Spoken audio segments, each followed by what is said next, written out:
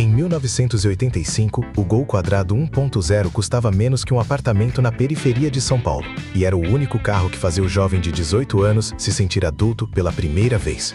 Essa frase parece nostalgia pura, mas é a pura verdade.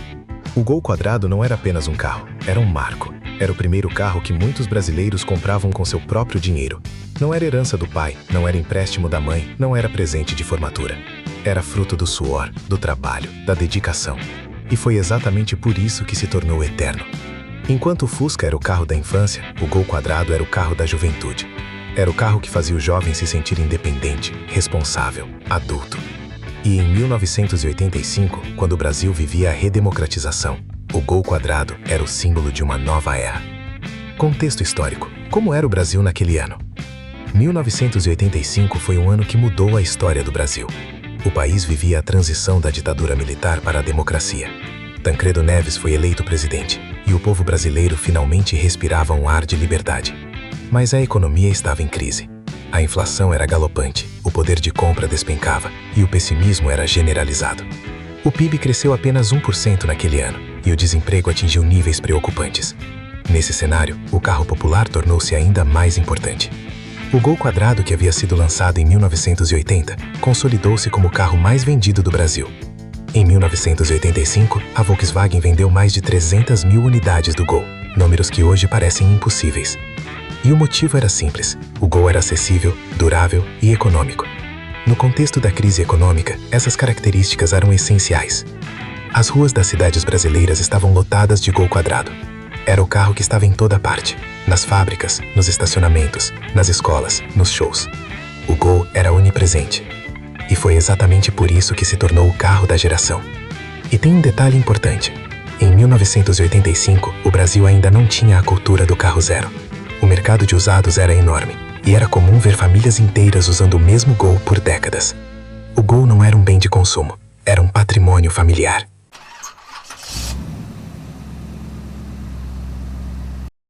Lançamento, motor, preço e concorrentes. O Gol quadrado 1.0 de 1985 foi um divisor de águas na história do automóvel brasileiro.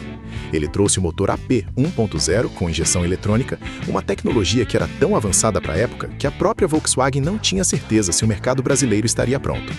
O motor AP 1.0, com apenas 72 cavalos a 5.200 RPM, era considerado fraco pelos padrões americanos, mas no Brasil foi uma revolução. A injeção eletrônica substituiu o carburador, que era mais gastão e menos eficiente. O resultado foi uma economia de até 20% no consumo de combustível. O câmbio era manual de 5 marchas, uma novidade na época.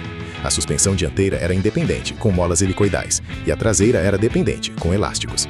O freio era a disco na dianteira e a tambor na traseira, o que representava um avanço em relação aos modelos anteriores.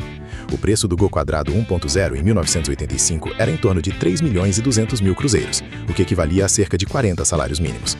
Parecia muito, mas comparado a um Chevrolet Chevette, que custava mais que o dobro, o Gol era acessível. E os concorrentes? Eram poucos. O Chevette da GM já estava envelhecido. O Fiat Uno, lançado em 1984, ainda não tinha conquistado confiança. O Gol era o único carro que reunia economia, durabilidade e praticidade. E tem um detalhe que pouca gente sabe. O Gol quadrado 1.0 já vinha com opção de motor a álcool como acessório. Essa modificação custava cerca de 10% a mais, mas que já mostrava a tendência do governo brasileiro de incentivar o etanol. Características marcantes, o que o diferenciava. O Gol quadrado 1985 tinha características que o tornavam único no cenário brasileiro. Primeiro, o design. Aquele formato reto, com linhas angulares e faróis retangulares, era instantaneamente reconhecível. Não importava onde você estivesse, numa estrada de terra no interior do Mato Grosso ou no trânsito caótico de São Paulo, o Gol era o Gol. Segundo, a resistência. O chassi do Gol era feito de aço galvanizado, que resistia à corrosão. A suspensão era preparada para enfrentar qualquer terreno. Estradas de terra, buracos, lama, pedras, o Gol aguentava tudo. Terceiro, a economia. O motor AP 1.0 com injeção eletrônica era extremamente econômico. Em 1985, o Gol fazia cerca de 14 km com gasolina, o que era impressionante para a época. E quarto, a manutenção barata. Peças do Gol eram baratas e fáceis de encontrar. Qualquer bairro tinha um mecânico de Gol, que conhecia o motor de cor. Não precisava de diagnóstico complexo. O mecânico ouvia o barulho e já sabia o que estava errado. Mas o que realmente diferenciava o Gol era a sua capacidade de ser tudo ao mesmo tempo. Era carro de estudante, carro de motorista de táxi, carro de vendedor, carro de policial. O Gol era democrático, não fazia distinção de classe. E foi exatamente por isso que se tornou eterno.